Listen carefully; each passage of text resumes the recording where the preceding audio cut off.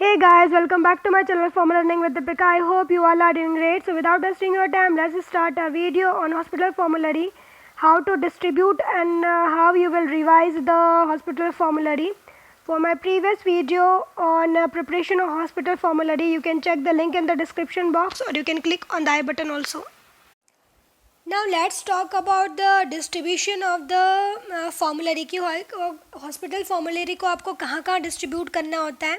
So the copies of the formulary should be place at each patient care unit. जितना भी patient care unit है आप वहाँ पर हॉस्पिटल फॉर्मुलरी की एक कॉपी रखिए, इंक्लूडिंग जितने भी क्लिनिक्स हैं, आउट पेशेंट केयर एरियाज़ हैं या इमरजेंसी रूम है, वहाँ पर आपकी हॉस्पिटल फॉर्मुलरी होनी चाहिए.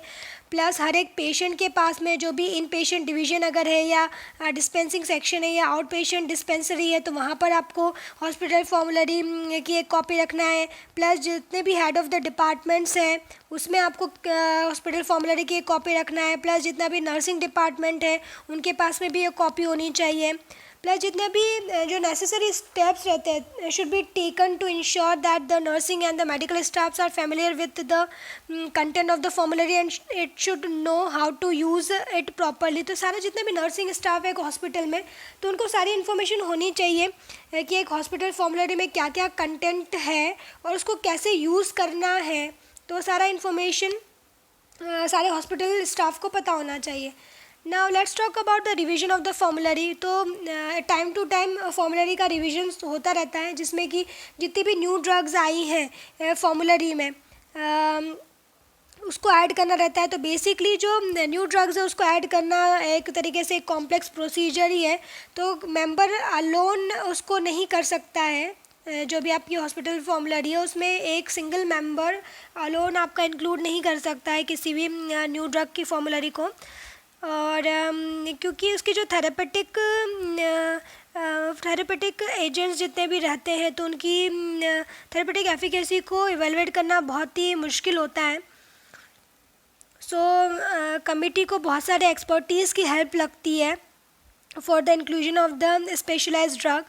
तो जितनी भी सिलेक्टेड ड्रग्स रहती हैं उनको हॉस्पिटल फॉर्मुलरी में इंक्लूड कर दिया जाता है जब उनको पूरा थेरेपेटिक एफिकेसी के बारे में पता चल जाता है ड्रग्स की with the help of different departments. तो वो इंक्लूड कर लेते हैं उनको फॉर्मुलरी में. फिर ऐसी प्रिपरेशंस जिसका फार्मूला आप डिस्क्लोज़ नहीं कर सकते तो उनको आप हॉस्पिटल फॉर्मुलरी में इंक्लूड नहीं कर सकते हैं. ठीक है. उसके बाद में the PTC frame certain policies and guidelines for the inclusion and deletion of the drug in the formulary and for this medical staff is consulted and their decisions are considered for any particular drug.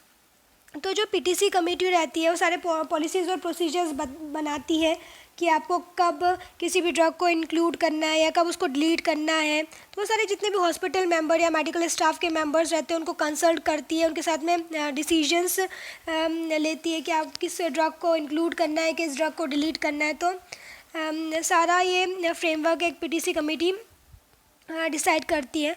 फिर generally जितने भी formulary needs होते हैं to be revised annually. तो देखा जाए तो formulary जो रहती है वो आपकी एनुअली रिवाइज्ड होती है because of the addition deletion and changes in the hospital policies and procedure. So necessitates periodical revisions of the formulary. इसी वजह से आपको फॉर्मुलरी को एनुअली जो रहता है रिवाइज करना होता है क्योंकि बहुत सारे मेडिकेशंस को ऐड करना है, डिलीट करना है या फिर कुछ भी हॉस्पिटल पॉलिसीज़ या प्रोसीजर में कुछ भी चेंजेस आ रहे हैं तो उसके बारे में सारे मेडिकल स्टाफ को पता होना चाहिए. इस वजह से इस फॉर्मुलरी में ऐड किया जाता है. उसके बाद में there should be a definite system of revision of the formulary की. अब हॉस्पिटल फॉर्मुलरी जब आप बनाते हो तो एक आपका डेफिनेट सिस्टम होना चाहिए कि आपको कब रिवाइज करना है, कब रिविजन करना है. तो आपको एक टाइम डिसाइड होना चाहिए.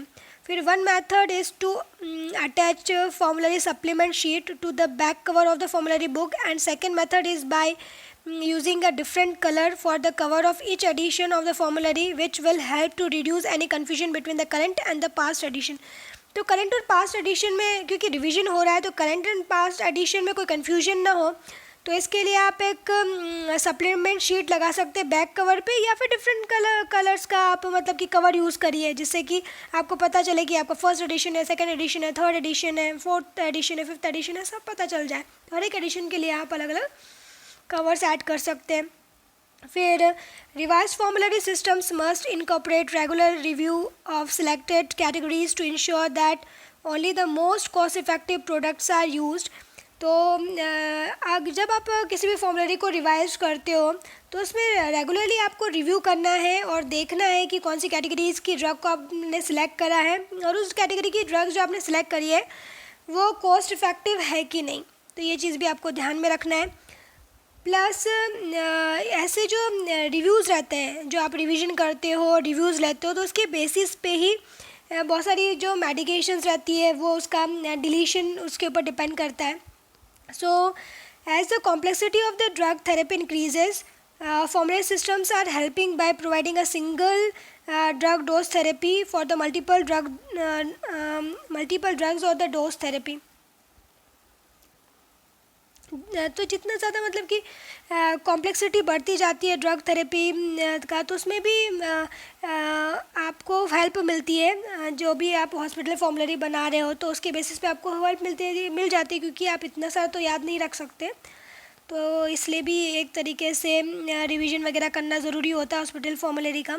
फिर न्यू सिंगल एजेंट्स में भी रिप्लेस कॉम्बिनेशन थेरेपी। और जैसे कि क्या होता है कि आप अगर रिवीजन करते हो तो आपको पता चलता है कि नए ड्रग्स जो रहते हैं, आप पहले मल्टीपल डोजेज़ में कोई मेडिकेशन दे रहे थे, अब नया मॉलिक्यूल आ गया तो वो सिंगल डोज में भी अगर उसका काम चल जाता है, तो इसके लिए भी आपको रिवीजन करने की ज़रूरत है। क्यों multiple combinations of the therapies दो अगर सिंगल डोज से भी काम चल रहा है तो। और during revision and the preparation of the formulary system, cost effectiveness and the cost benefit analysis methods are also often used. तो ऑब्वियस सी बात है, जब भी आप रिवीजन करो तो इस बात पे भी ध्यान दो कि कॉस्ट इफ़ेक्टिव है कि नहीं है। पेशेंट अगर वो उस चीज़ को परचेज़ नहीं कर पाएगा, उसके लिए बहुत ही ज़्यादा अगर कॉस्टली होगा तो क्या यूज़ है उस चीज़ का। सो इस चीज़ पे भी ध्यान देना है। Now let's talk about the legal significance of the hospital formulary. So a prescription constitutes legal permit to dispense a particular drug. तो अब लीगलिटी की अगर बात करें हॉस्पिटल फॉर्मूलरी को, तो आप लीगली जितने भी प्रिस्क्रिप्शंस आप लिख रहे हैं तो हॉस्पिटल फॉर्मूलरी में अगर वो इंक्लूडेड है तो that should be legally permitted to dispense. then the prescriber may write the generic chemical name or the proprietary name।